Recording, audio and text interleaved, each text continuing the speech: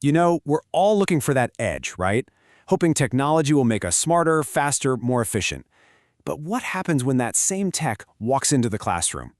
Well, it creates this paradox. And today, we're going to unpack it. We're going to look at how technology is both the problem and maybe the solution. So let's just ask the question straight up. Think about it. Is your laptop your best friend in class, or is it secretly your worst enemy? Is it a gateway to knowledge, or just a portal to endless distraction? The truth is, it can be both. And the answer really comes down to a choice we all have to make. All right, first, let's look at the dark side of this. A 2023 study of engineering students really pulled back the curtain on just how distracting our devices are. And what they found, well, it's basically a crisis of distraction happening in our lecture halls right now. So check out this number, 69%. What is that?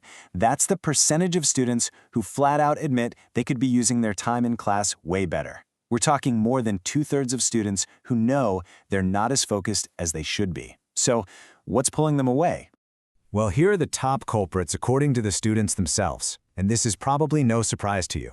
At the very top, 56% say it's just the sounds, the pings, the buzzes from notifications. Right behind that, you've got social networks at 44% and messaging apps nipping at their heels at 42%. It's just a constant barrage of digital noise. So why is this such a big deal? Well, it all comes down to something called cognitive load theory. The easiest way to think about it is this. Your brain's working memory is like a computer's RAM. It only has so much space, and every notification, every text, every urge to scroll, it eats up that precious mental real estate, leaving less and less room for the actual lesson. You're basically overloading your own system. And the result? Well, it's exactly what you'd expect. The research is super clear on this. Students who try to multitask with all that off-task tech, they just don't perform as well. Their grades suffer. The whole idea of being a master multitasker, it's a myth. It just doesn't work. Okay, that all sounds pretty bleak, I know. But the story doesn't end there. Let's flip the coin. What if technology, the very thing causing the problem, could also be the hero? What if the right kind of technology was actually the solution? And this is where things get really interesting. Another study looked at students who were using AI-powered study tools, and the results, they're pretty incredible. A whopping 83% of them said these tools actually helped them improve their academic performance. That is a massive turnaround. And let's not just gloss over that number. Inside that 83%, look at this, 48%.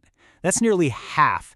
Half of the students who said the improvement wasn't just kind of good, it was significant. We're talking about a real game-changing impact here.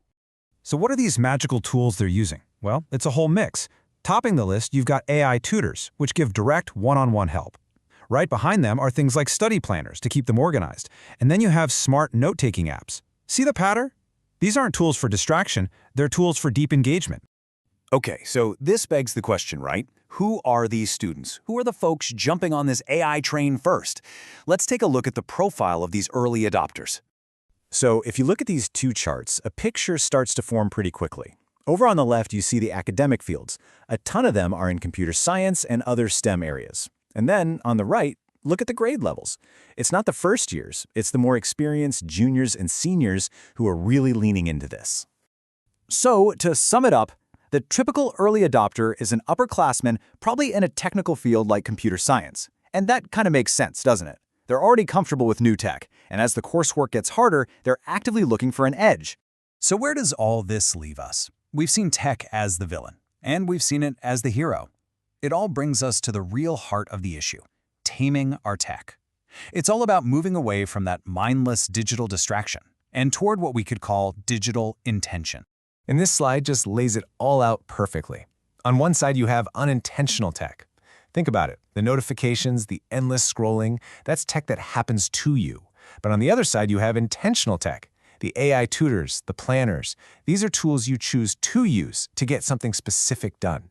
It's the difference between being used by your tech and using your tech. So here's the bottom line. The problem isn't the laptop. It never was. It's what we choose to do with it. The solution isn't to ban technology. It's to build this skill, this muscle of digital intention, making a conscious choice about how and why you use your tools. And that leaves us with one last kind of big question to chew on. In a world with more digital noise than ever, more AI, more everything, what if the most important subject we can teach isn't coding, but simply learning how to focus?